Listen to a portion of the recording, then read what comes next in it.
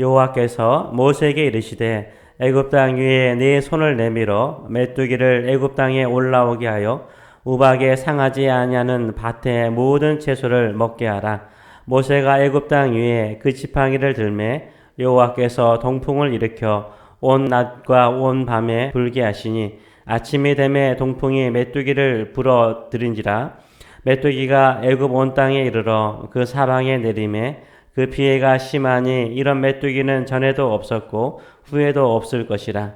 메뚜기가 온 땅을 덮어 땅이 어둡게 되었으며 메뚜기가 우박에 상하지 아니한 밭의 채소와 나무 열매들을 다 먹었으므로 애굽 온 땅에서 나무나 밭의 채소나 푸른 것은 남지 아니하였더라. 바로가 모세와 아론을 급히 불러 이르되 내가 너희 하나님 여호와와 너희에게 죄를 지었으니 바라건대 이번만 나의 죄를 용서하고 너희의 하나님 여호와께 구하여 이 죽음만은 내게서 떠나게 하라.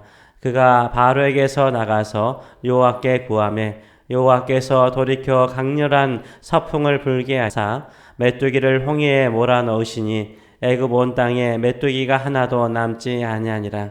그러나 여호와께서 바로의 마음을 완악하게 하셨으므로 이스라엘 자손을 보내지 아니하였더라.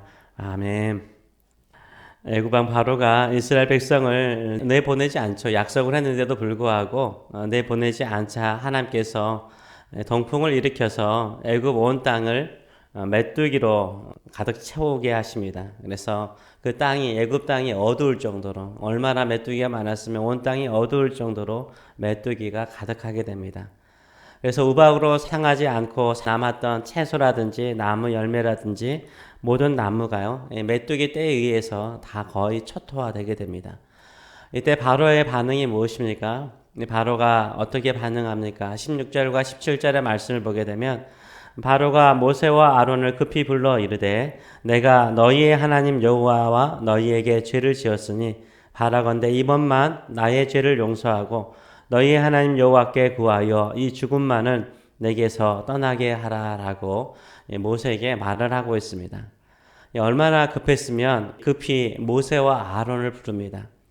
그러면서 하는 말이 무엇입니까? 이 죽음만은 얼마나 이 메뚜기의 재앙이 무서웠는지 바로에게도 애굽 백성들에게도 인생에 한 번도 경험하지 못한 그냥 무서운 이 메뚜기의 재앙을 경험하고 난 다음에 이 죽음만을 내게서 떠나게 하라. 죽을 것 같은 위기의식을 느꼈다라고 말하고 있습니다.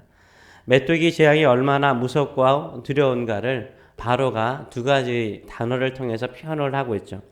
급히 부르죠. 급히라는 단어와 이 죽음만은 내게서 떠나가게 하라라는 표현이 바로의 급한 마음을 보여주고 있습니다. 그러나 메뚜기 재앙이 떠나자 바로가 이스라엘 백성들을 내보냅니까? 그렇지 않죠. 내보내지 않습니다. 완강하게 거부합니다. 언제 사람들은 하나님을 찾고 하나님께 회개할까요? 바로의 모습을 보면 알 수 있습니다. 첫째는 급할 때 하나님을 찾죠. 급하니까. 급할 때 하나님을 찾습니다. 둘째는 죽을 것 같을 때, 죽을 정도로 힘들 때 하나님을 찾죠. 급하거나 죽을 것 같을 정도로 힘들 때 하나님을 찾습니다. 이때 하나님께서 은혜를 베풀어 주셔서 그 사람을 살리시고 또 하나님께서 그 위기에서 그 어려움에서 벗어나게 합니다. 그러나 사람들은 어떻게 보답을 할까요? 하나님의 은혜를 감사드리고 내 몸과 내 생명을 바쳐서 주께 충성하는 주의 백성으로 살아갈까요? 많은 경우는 그렇지 않아요. 하나님의 은혜를 잊어버립니다. 밤을 새워서 기도했던 사람도요, 하나님의 은혜로 생명을 얻거나 또 질병에서 나음을 얻거나 경제적인 위기 속에서 벗어나고 나면 목숨을 다하여 충성할 것처럼 보이고 주만을 섬길 것처럼 보이는데요, 그렇지 않은 경우가 많습니다. 기도원도요, 기도원에 와서 기도해서 병에 낫고 어려운 문제가 해결되고 자녀의 문제가 해결돼서 다시 나가잖아요. 그럼 잊어버려요. 나중에 다시 이제 손주의 문제라든지 자신의 질병의 문제로 다시 올라오는 경우를 많이 보게 됩니다. 마찬가지죠. 사람들 대부분은요, 은혜를 받고도 급할 때 하나님 찾고 어려울 때 하나님 찾고 죽을 것 같을 때 하나님 찾다가요, 그 은혜로 문제가 풀리잖아요. 그러면 잊어버려요. 그래서 자신이 가고자 하는 길을 가죠. 믿음의 사람들은 자신이 가고자 하는 길에서 돌이켜서 하나님께로 돌아오는 줄 믿습니다. 세상 사람들은 자신의 길을 계속 가는 경우가 많습니다. 그 끝이 죽음인 것을 알면서도 그 길을 가는 거예요. 이것이 바로 완고한 마음인 것입니다. 급할 때는 도와주시고 줄 것 같을 때 은혜를 베풀어 주셔서 살려주시면 그 은혜를 잊어버리고 오히려 죽음의 길을 고집스럽게 가는 것이 완악한 마음인 거예요. 완고한 마음인 것입니다. 완고하다는 것은 굳어있다는 것 아닙니까? 굳어있다는 것은 딱딱하다는 거잖아요. 딱딱하다는 건 수용하지 못한다는 거죠. 받아들이지 못한다는 거죠. 완고한 마음은요, 하나님의 말씀을 받아들이지 못하는 거예요. 왜 하나님의 말씀을 받아들이지 못할까요? 자기 주장이 강하기 때문인 거예요. 자기 고집이 강하기 때문인 거예요. 자기가 하고자 하는 그 뜻이 강하기 때문인 거예요. 하나님의 말씀보다 더 강하기 때문에 굳은 마음을 갖습니다. 그래서 굳은 마음을 가지고 있는 사람에게는 하나님의 말씀의 씨앗이요 싹을 트지 않아요. 하나님의 살아있는 말씀이 싹을 트지 않아요. 나무 박사라고 하신 분이 책을 보니까 이런 글이 있더라고요. 보통 야생나무들이요. 야생나무의 씨앗이 떨어지잖아요. 땅에 떨어지잖아요. 떨어지면 곧바로 싹을 트고 나무가 자라는 것은 아니라고 합니다. 평균적으로 씨앗이 떨어져서 땅에서 1년이 지나고 난 다음에 그 두꺼운 껍질을 뚫고 싹이 나오고 나무가 자란대요. 근데 아무 땅에서나 그냥 그 씨앗이 싹을 트이지 않는데요. 적정한 습도와 온도와 영양분이 있는 것을 파악한대요. 그래서 내가 여기서 뿌리를 내리고 나무가 자랄 수 있다라고 생각할 때 두꺼운 껍질을 뚫고 나오는 것이에요. 그래서요, 어느 나무의 씨앗은요, 100년이 지나고 나서야, 100년이 지나고 나서야 그 두꺼운 껍질을 뚫고 나온대요.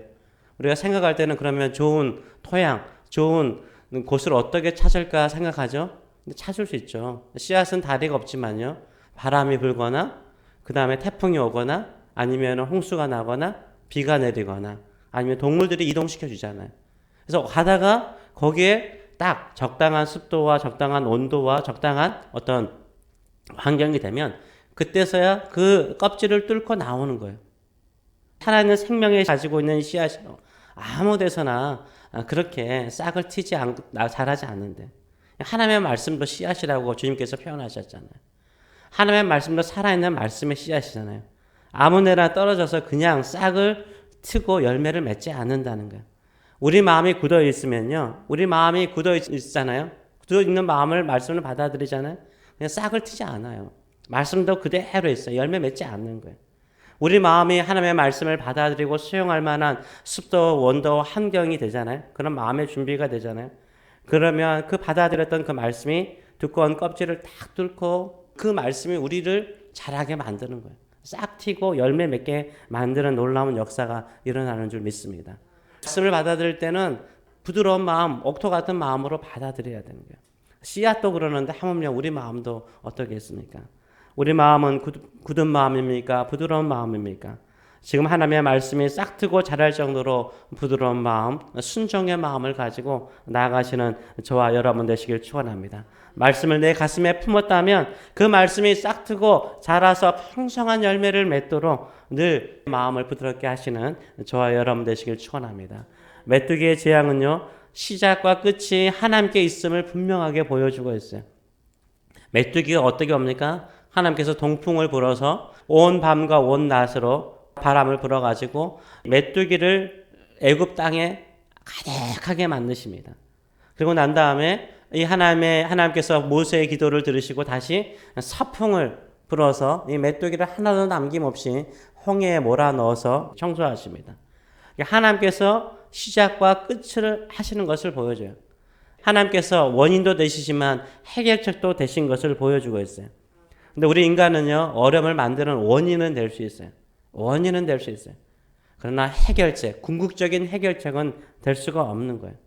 우리는 인간이잖아요. 연약한 인간인 거예요. 문제를 일으킬 수 있는 연약한 인간이에요. 그러나 그 해결책은 천지를 창조하신 이 세상의 모든 것을 주관하신 하나님의 손 안에 있는 줄 믿습니다. 우리는 문제를 일으키거나 어려움을 만드는 원인이 되지만 그 해결책은 하나님께 있어요. 하나님께 있습니다.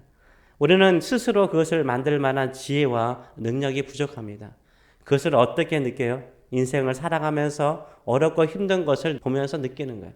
아, 내가 최종적인 해결책이 아니구나. 나의 지혜가 최종적인 해결책이 아니구나. 나의 노력이 최종적인 해결책이 아니구나. 나의 열심이, 나의 꿈이 최종적인 해결책이 아니구나. 결국은 하나님 없이는 아무것도 할 수 없구나. 하나님께서 동풍을 불어 일으키신 것처럼 하나님께서 서풍도 일으켜 주시는 능력 있는 하나님이신 것을 알게 되는 거예요. 서풍도 북풍도 남풍도 뭐죠? 동풍도 동풍도 하나님이 일으키시는 거예요. 우리가 일으킬 수 없는 거예요. 우리가 일으킬 수 없는 거예요. 그래서 우리 인생을 살아가면서 하나님의 손 아래 있는 것을 아셔야 돼요. 그래서 모세처럼 하늘을 향하여 손을 들 것인가, 아니면 애굽 왕 바로처럼 급할 때, 죽을 것 같을 때 거짓 눈물과 거짓말로 다급하게 위기만을 벗어나기를 원하는가 한 번쯤은 생각해 보실 필요가 있죠. 우리는 하늘을 향하여 손을 내밀고 주의 도움을, 주의 은혜를 구하시는 저 여러분 되시길 축원합니다. 내 인생이 내 손에 있는 것이 아니라 하나님의 손에 있음을 늘 고백하고, 사풍도 동풍도 하나님이 일으키시오니 우리 인생이 하나님의 손에 달려 있음을 고백하고, 주여 나에게 한없는 은혜를 베풀어 주시옵소서. 나의 의가 아니라 예수 그리스도의 십자가의 의를 보시고 나에게 하나님의 은혜를 베풀어 주시옵소서. 내가 주의 자녀인 것을, 주님의 십자가의 피로 말미암아 구속받은 주의 자녀인 것을 기억하여 주시옵소서. 기도하며 은혜를 구하시는 저희 여러분 되시길 축원합니다. 우리 인생의 최종적인 해결책은 하나님이십니다. 하나님만을 붙잡고 나가시는 저희 여러분 되시길 축원합니다. 기도하겠습니다.